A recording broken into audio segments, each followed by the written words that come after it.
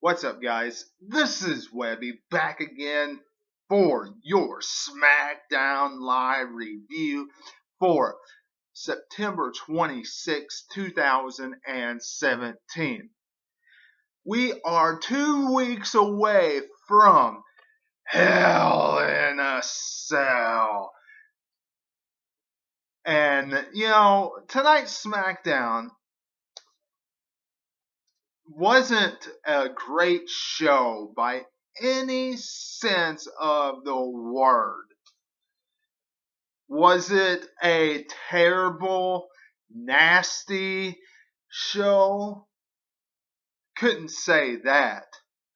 But if there's one thing that we learned about tonight's show, it's that not only did Kevin Owens look more ruthless, look more determined than ever that he is going to get his hands on Shane McMahon and destroy him at Hell in a Cell, because clearly he just ripped apart Sami Zayn tonight.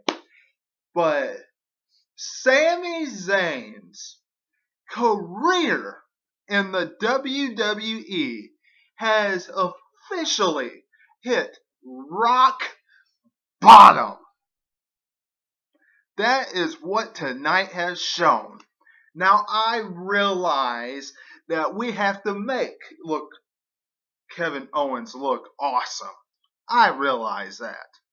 However, you look at what everything Sami Zayn has been through. Everything he went through on Monday Night Raw, which was nothing. And he comes to SmackDown, and what's he doing now?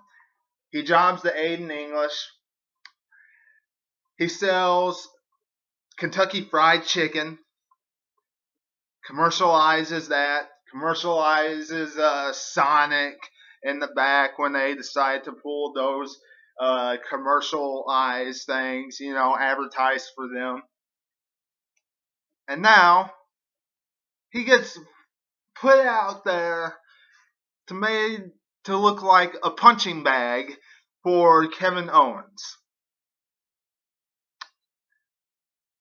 His career in the WWE is rock bottom. Definitely. It has hit the lowest of the lows. A dark cloud has set over Sami Zayn's career. Thunder and lightning and rain is pouring down on Sami Zayn. Will Kevin Owens finish off Shane McMahon like he most definitely was going to do before Shane McMahon came out tonight in that main event?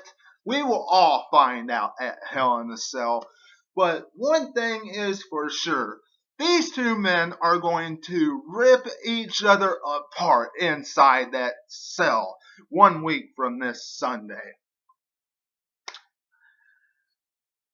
Baron Corbin and Ty Dillinger have their matchup to open up the show in the opening match.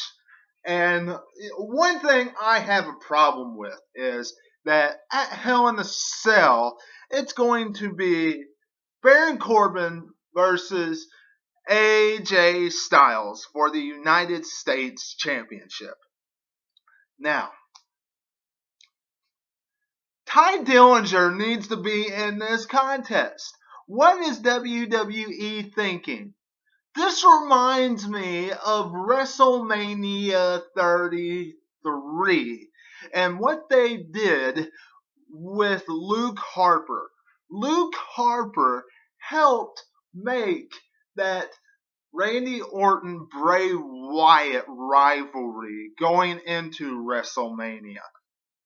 He helped groom that rivalry. Did he get anything in return?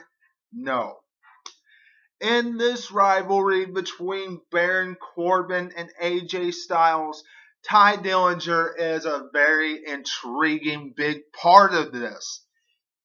Tonight they announced that Baron Corbin is getting that United States Championship title matchup at Hell in a Cell. Throughout these weeks, Ty Dillinger has been an integral part of this huge rivalry. Next week, he better be added to that matchup because he deserves to be in the match at Hell in the Cell. It will be a crying shame if he is not. Absolutely crying shame. Tonight's match, it was okay. Baron Corbin did his usual throwing Ty Dillinger into AJ Styles and all that stuff. Ty Dillinger kicks Baron Corbin while he was on the outside and all that stuff. Baron Corbin picks up the victory by countout. He gets his #1 contender spot at Hell in a Cell. Jinder Mahal, the modern day Maharaja, finally gets shut up by Shinsuke Nakamura tonight. What an awful build this has been, so far. Seeing all these pictures and that kind of stuff, and that's exactly what we've seen tonight again. Jinder Mahal making fun of Shinsuke Nakamura. And Nakamura comes out and Shinsuke kicks him right in the face. That's pretty much what it was. Jinder Mahal shows this picture and says, "This is the face he looks like when I beat him." Except he was moving. The picture was moving. And Nakamura, he spun his nursery rhyme and came out and kicked Jinder Mahal right in the face. The only thing I can say is this has been a horrible build so far, and we need to change the WWE Championship fast to a person that's more deserving of that title. The Usos versus the Hype Bros. Does anybody care about this contest? No. The Usos won. We knew that those Usos was going to win. The Hype Bros, are on the verge of breaking up. So, Usos victorious. Now the question is, will they regain the SmackDown Live Tag Team Championship at Hell in a Cell from the New Day? Really wouldn't surprise me if WWE changed the Tag Team Championship again, because they're going to make the New Day capture those Tag Team Championships as many times as they possibly can till they break the record of as many championships more than any tag team. Rusev has this key celebration of the country that he lives in, where Randy Orton crashes the party with an RKO out of nowhere to him and Aiden English.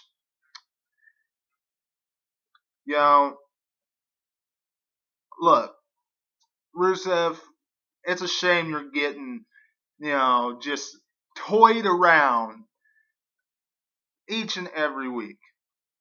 Crying shame. Because you can be built up and used so much better than what you're being used.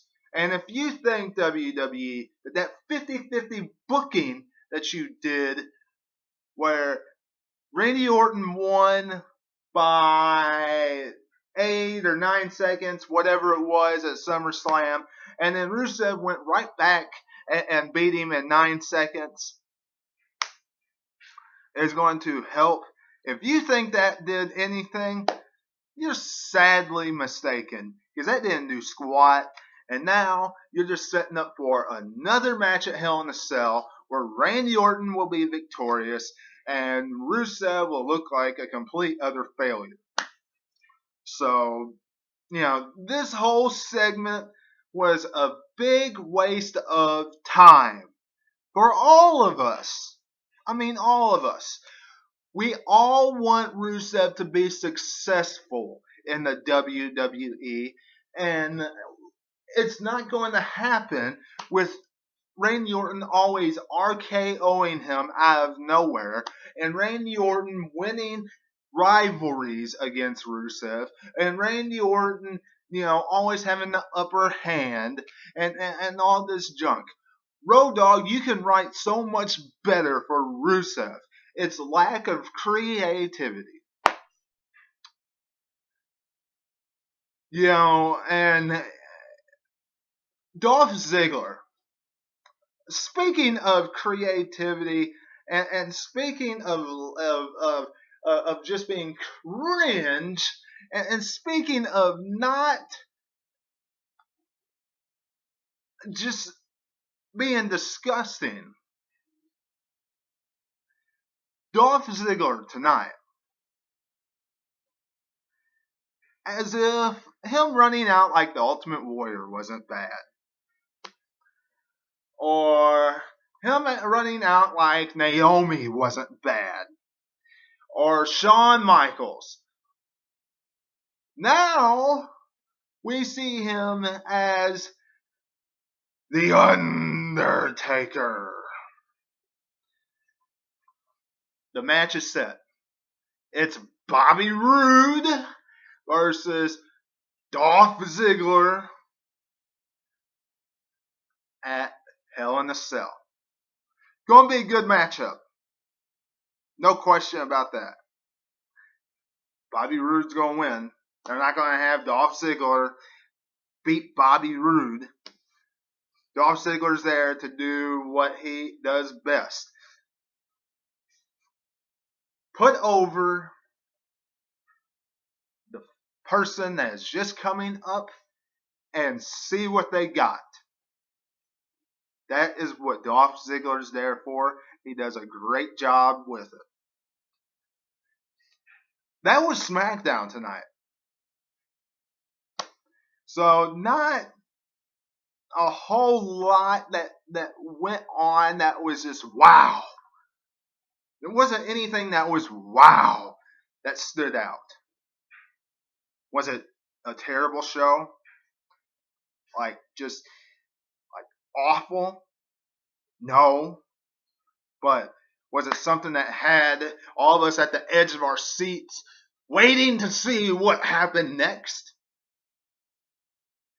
Absolutely not. As a matter of fact, part of it was just downright cringe. Y'all let me know what you're thinking in comments below. Subscribe to the channel and hit that bell for all notifications as they come in. Go back and watch No Mercy review, Monday Night Raw review. Tomorrow, tune in for my 1994 Survivor Series review, where The Undertaker took on Yokozuna, the 550-pound Yokozuna, in a casket match with Special Enforcer Chuck Norris, Walker Texas Ranger, whatever you want to call him. That was his hit TV show back then. Don't forget to go back and watch all my old classic Survivor Series reviews. News and rumors, everything you've missed on my channel, go back and check out. Facebook, follow me at 2007 Webby. Like me on there. Twitter at 2007 Webby. Until I see you again, this is Webby, and I will catch you on the other side. Talk to you later.